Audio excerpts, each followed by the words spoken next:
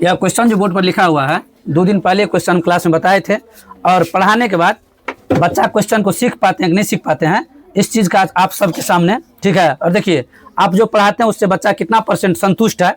अगर सीख गया बच्चा, अगर पढ़ने के बाद पढ़ाने के लिए सीख गया तब आप पढ़ाएं, बच्चा उस क्वेश्चन को सीख पाया, ठीक है। तो आप सबके सामने आज वीडियो के माध्यम से दिखाना चाहेंगे क्वेश्चन जो हम बनाए थे, बच्चा से बनता है कि नहीं बनता, आप सब भी देख सकते हैं। आइए, तो ये क्वेश्चन हम 2 दिन पहले क्लास में बताए थे, क्वेश्चन को सीखे हैं, जैसे हम बनाए थे वैसे आप बना दीजिएगा, बन जाएगा पक्का ना। चलिए स्टार्ट कीजिए, बनाइए।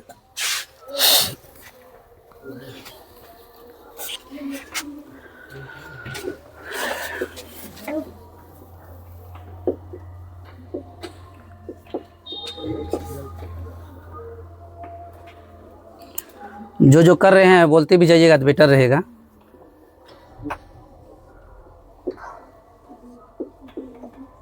सबका दशमलव उड़ा के बटे में 10 किए हुए ना। चलिए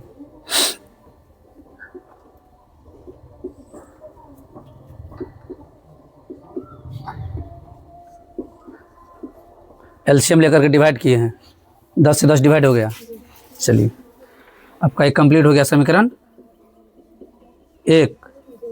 चलिए दूसरा समीकरण सोल्व कीजिए।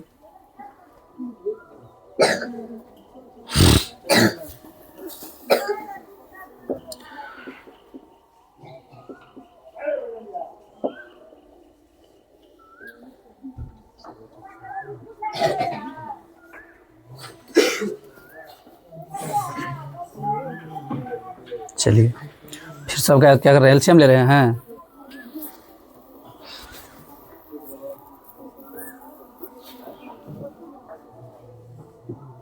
ठीक है, नीचे में सेम सेम रहता, डिवाइड हो जाता है, ठीक है। 23, ये आपका हो गया समीकरण 2।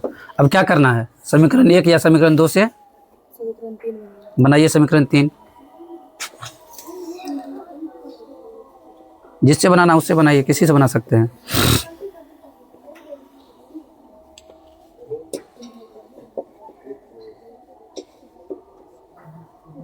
एक से एक लिखिए समीकरण जहाँ आप निकाले हैं।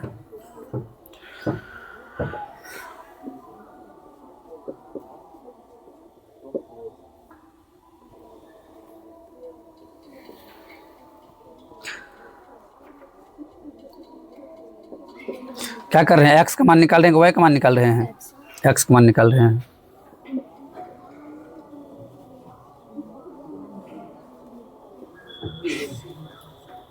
दो गुना में इधर आया तो भागा में, अभी आप हो गया समीकरण 3।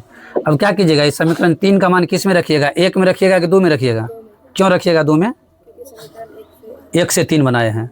हाँ, सारा चीज़ पता होना चाहिए। समीकरण 1 से 3 बनाए हैं तो 2 में रखेंगे, अगर समीकरण 2 से 3 बनाते तब 1 में रखते। रखिए समीकरण 3 का मान प्रतिस्थापन विधि से बना रहे तो प्रतिस्थापित करना है। लिख दीजिए प्रतिस्थापन विधि ऊपर में। हाँ लिखिए वहीं प्रतिस्थापन विधि।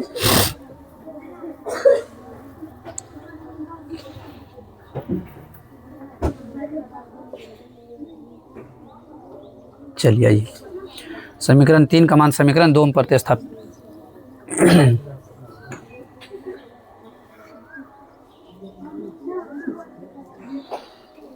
देखिए पहला क्लास है, पहली बार मतलब बोर्ड पर बना रही है, वैसे कॉपी पर जैसे कहिएगा वैसे जो क्वेश्चन बता देंगे बच्चा सीख जाता है। तो इसलिए थोड़ा सा हम बोल रहे हैं बीच में, आगे कैलकुलेशन का काम सारा इनका है। ठीक है, देखते हैं आंसर तक जा पाती है कि नहीं जा पाती है, एक्स और वाई का मान ला पाती है कि नहीं ला पाती है। देखिए प्रतिस्थापित करने पर हमको लग रहा है लिख रहे हैं गोसा स्थापित करने पर, ऐसा नहीं ना है, करने पर। चलिए लिखिए, कीजिए प्रतिस्थापन। समीकरण 2 है वहाँ,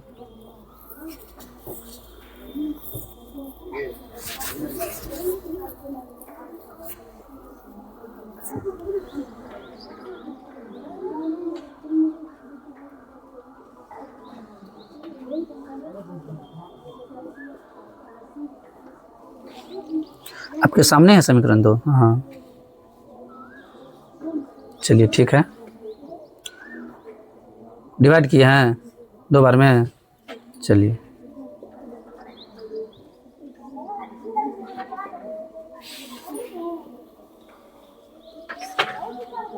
अब क्या करना है, 2 से 2 से गुना करना, कीजिए गुना।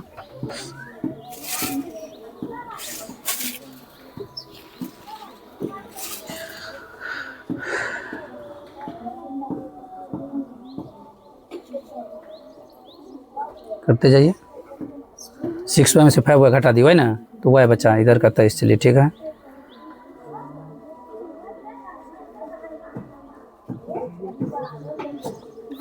आप y को इस साइड भेजिए, 23 को उस साइड भेजिए। y माइनस में ना आपका, इधर भेजिएगा तब प्लस में आएगा। 23 को साइड ले जाइए, एक स्टेप मिटाइए। हाँ ठीक है। चलिए 23 को साइड ले जाइए, y को साइड लेकर आइए। 26 माइनस, ठीक है, अति सुंदर। चलिए किसका मान निकालें, y का मान। इस y के मान को आपको कहाँ रखना है, समीकरण 3 में। वहाँ बगल में लिखिए, जगह है नीचे में, हाँ वही लिखिए। y का मान समीकरण 3 में रखने पर y का मान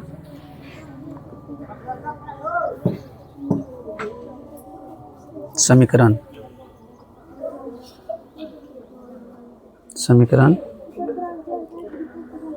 3 में रखने पर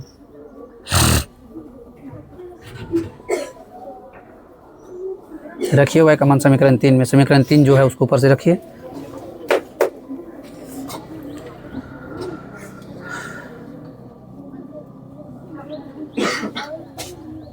ठीक है, 13 माइनस 3y।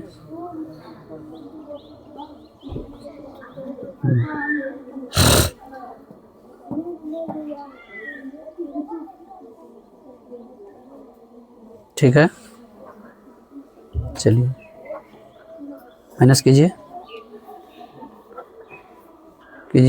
ठीक है, माइनस कर लीजिए। 13 में से 9 को,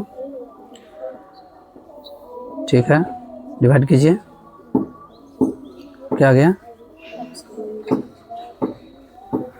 अच्छा अब आप लोग बताइए, ये जो y का मान 3 और x का मान 2 निकालिए, आंसर है, आंसर है ये। देखिए हम क्वेश्चन ऊपर में लिख दिए थे, 2 दिन पहले क्लास में क्वेश्चन को बताया गया था, ठीक है। और अभी इसको हम अचानक से बोले हैं जी क्वेश्चन हम उनको देते हैं बनाने के लिए, तो बोली सर कॉपी पे बना देंगे। हम बोले नहीं, बोर्ड पर सामने बनाना पड़ेगा, और आप सबके सामने क्वेश्चन को सोल्व किया, और बिल्कुल जैसे हम बताए थे स्टेप बाय स्टेप, वैसे स्टेप बाय स्टेप सोल्व कर दिया।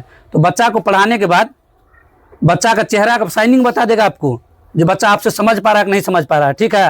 ये नहीं जो हम पढ़ा दिया बच्चा हमसे समझ ही नहीं पाया, नहीं समझा, एक बार में 76 बार बताइए ना। ये नहीं जो सिर्फ कह दीजिएगा, समझाने का बारी आएगा तो फिर पीछे हट जाइएगा, एक बार में नहीं समझे, कहाँ ध्यान था, बोर्ड पर ध्यान ही नहीं था। आप पैसा लेते हैं उसका, जब तक संतुष्ट नहीं होगा। आप अगर किसी दुकान पर सामान खरीदने जाते हैं तो आप सामान से संतुष्ट होते हैं तब पैसा देते हैं। तो बच्चा भी आपसे पढ़ने आया है, तो बच्चा सीखे आपसे, जब तक नहीं सीखेगा तब तक नहीं छोड़ना आपको। बाकी आप सबको वीडियो देखने के धन्यवाद। आइएगा, आप लोग का जो 3 नंबर का क्वेश्चन है, 3 नंबर के बाद अब जो भी इस चैप्टर में क्वेश्चन है, एक्सरसाइज 3.3 में टोटल लैंग्वेज टाइप क्वेश्चन है, मतलब भाषा वाला क्वेश्चन है। पढ़ के पहले समीकरण बनाना है। इससे पहले जो हम लोग बनाए थे उसमें समीकरण बना हुआ रहता था, सीधा क्या करते थे, सोल्व करने लगते थे। समीकरण बना हुआ रहता था, पहले क्या करते, उसको सोल्व करने लगते थे। लेकिन अब जो है पढ़ के पहले समीकरण बनाना है, पढ़ के पहले क्या करना है, उसके बाद सोल्व करना है। तो हम बोले थे भाषा वाला क्वेश्चन जो है सीधा सीधा समझिएगा। भाषा वाला क्वेश्चन जो होता है ना, उसका एक ही लाइन में जवाब है। पहले क्वेश्चन को पढ़ के आप ठीक ढंग से समझ जाइए। क्वेश्चन को समझना ही आधा उत्तर है, क्वेश्चन समझना ही। क्वेश्चन को समझ गए, उसके बाद आप जोड़ घटाओ गुना भाग 4 को प्रोसेस है मैथ में। मैथ का पूरा ब्रह्मांड तो उसी पर टिका हुआ है, प्लस माइनस इंटू डिवाइड, 4 को फॉर्म पर उसी काम करना, उसी चारों में से कोई ना कोई काम होगा।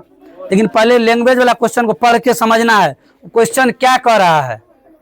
क्वेश्चन में कुछ ना कुछ दिया रहता है, कुछ आपको निकालना होता है क्वेश्चन में, कुछ ना कुछ कुछ आपको। आइएगा पढ़ते हैं क्वेश्चन को। क्या है क्वेश्चन, 2 संख्याओं का अंतर 26 है। 2 संख्याओं का अंतर। अच्छा आप लोग बताइए, बचपन में ही आप लोग पढ़े होंगे, अंतर मतलब घटाव होता है। अंतर मतलब क्या होता है, पढ़े थे 4, 5, 6 क्लास से ही हम लोग जानते आ रहे हैं। अंतर मतलब घटाव, अंतर मतलब क्या, घटाव। अंतर मतलब क्या, तुमको 70 रुपया, हमको 30 रुपया, तुमसे कितना कम है, मतलब कितने का अंतर में है। तुमको 70, हमको 30, कितने का अंतर में है, 40 के अंतर में। तुमको 40 ज्यादा है तो कितने के अंतर में है, मतलब घटा है तो ना पता चला 40 के अंतर में है। अंतर मतलब क्या होगा, घटाओ। आइएगा, कह रहा है कि 2 संख्याओं का अंतर 26 है। एक संख्या दूसरी संख्या का 3 गुनी है। दोनों संख्या हमको कोनो पता नहीं है, दोनों संख्या को खोलो। अच्छा, हम तो बोले आपके और हमारे बीच में 40 का अंतर है, तो आपका भी पता था हमारा भी पता था, तब घटा दिए। इसमें किसी का नहीं पता है, तो जब नहीं पता रहता है तो वहां पर क्या करते हैं, मानते हैं। क्या करते हैं, मतलब ABCD का कोई लेटर A to Z में से कोई भी लेटर मान सकते हैं, लेकिन वहां पर मानना पड़ेगा। क्या करना पड़ेगा, मानना पड़ेगा। ठीक, कह रहा पहली संख्या पहले आधा कर लिए, कह रहा दो संख्याओं का अंतर 26 है, दो संख्याओं का अंतर, और दो संख्या हमको पता नहीं है, तो पहले मान लेंगे। अच्छा, एक के बाद में दूसरा संख्या आएगा। जैसे समझिए आपके पास अगर 10 है, तो हमारे पास आपसे कुछ कम होगा तब अंतर निकालेंगे। अगर बराबरी हो गया, अगर आपको भी 10 हमको भी 10 था, तो 0 हो गया, कोई अंतर रहा नहीं रहा। मतलब आपके पास भी 50 हमारे पास भी 50 रुपया, और तब कहेंगे कितने का अंतर है, क्या कहिएगा, बराबर है, कोई अंतर नहीं है। अंतर हुआ ही, कुछ कम बेसी होगा तब अंतर कहिएगा। तो कम बेसी का मतलब अगर मान लीजिए आपके पास 5 रुपया है, तो हमारे पास 4, 3, 2 में से कुछ होगा तब अंतर निकालेंगे। तो यहाँ भी कह रहा दो संख्याओं का अंतर कितना है, 26 है। तो दो को संख्या कौन है, तो मान लेते हैं, माना कि वह संख्या पहली संख्या x और दूसरी संख्या y है। पहली संख्या x और दूसरी संख्या मान लेते हैं। आइएगा 3 का फर्स्ट क्वेश्चन है, क्या करेंगे, मान लेंगे, माना कि क्या कि माना कि पहली संख्या x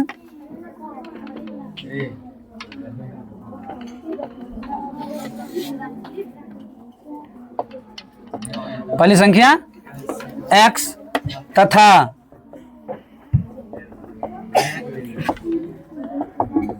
दूसरी संख्या y है। दूसरी संख्या, पहली संख्या x था, दूसरी संख्या क्या है, y है। अब आते हैं हम लोग, सवाल कर रहा है प्रथम शर्तानुसार, इससे पहले याद हम बताते थे दो कंडीशन, प्रथम शर्त और द्वितीय शर्त। तो ये प्रथम शर्त में क्या कह रहा है, सो देखिए प्रश्नानुसार, मतलब प्रथम शर्त ये कह रहा है, देखिए प्रश्नानुसार। अब इसके बाद देखिए प्रथम शर्तानुसार, मतलब प्रथम शर्त में क्या कह रहा है, सो देखिए प्रथम शर्त में कह रहा है कि दोनों संख्याओं का अंतर 26 है। तो पहला संख्या आप क्या माने हैं, दूसरा संख्या क्या माने हैं, और दोनों का अंतर मतलब क्या हो जाएगा, घटो, दोनों का अंतर कितना है, 26 है। दोनों का अंतर कितना है, 26 है। इसको मान लेते हैं समीकरण 1। अच्छा, इस समीकरण की तरह लग रहा है, अब लग रहा है ना, इसको मान लिया समीकरण। अब आइए द्वितीय शर्त में, आधे क्वेश्चन पढ़े आधा काम कर लिए। ठीक, आइए द्वितीय शर्त में, द्वितीय को शर्तानुसार,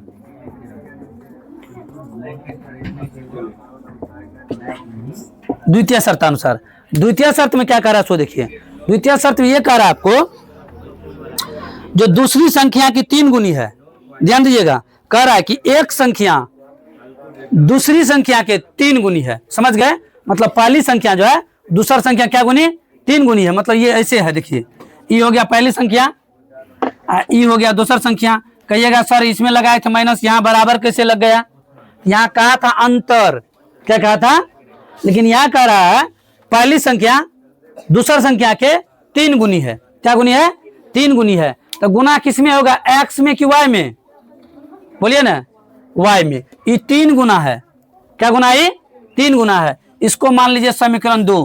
क्या मानिए, समीकरण। अच्छा, प्रतिस्थापन विधि जो अभी हम लोग पढ़ते आ रहे हैं, उसमें करते क्या थे, समीकरण 1 और 2 में से किसी एक को 3 बनाते थे। किसके लिए, या तो x का मान निकालते थे, या नहीं तो देखिए ना, इसमें x का मान डायरेक्ट निकाले के दे दिया है। यहाँ समीकरण 3 का झंझटो नहीं है। ऐसा ही ना कुछ मान निकालते थे x या y का, या तो x का मान या तो y का मान निकाल कर कहाँ जाते थे, समीकरण 1 या 2 में पुट करते थे ना। यहाँ x का मान ही निकल गया। अब यहाँ 3 निकालने का झंझटे नहीं है। 3 आप निकालिएगा तो कैसे निकालिएगा, मतलब x को नीचे कीजिएगा, इसका 1 यहाँ लिखिएगा, फिर वही बात, मतलब झूठों का झंझट पहले से दिया हुआ है। तो इसको जब हम प्रतिस्थापन विधि से सोल्व करेंगे तो क्या कीजिएगा, x का मान समीकरण 1 में क्या कर दीजिए, प्रतिस्थापित कर दीजिए। यहां भी लिख देंगे x का मान समीकरण 1 में